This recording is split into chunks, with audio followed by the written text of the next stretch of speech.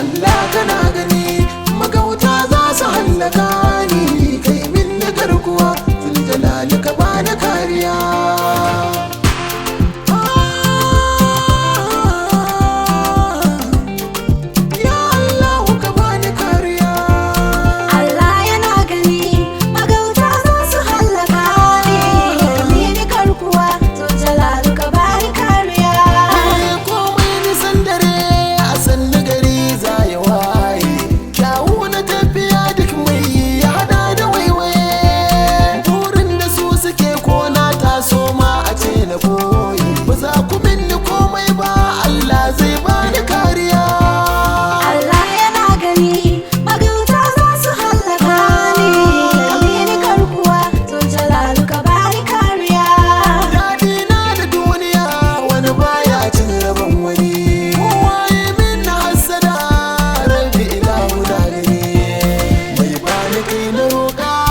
Jama'a su san da ni ban yi wa kowa ba, in kai mun rabu na gani.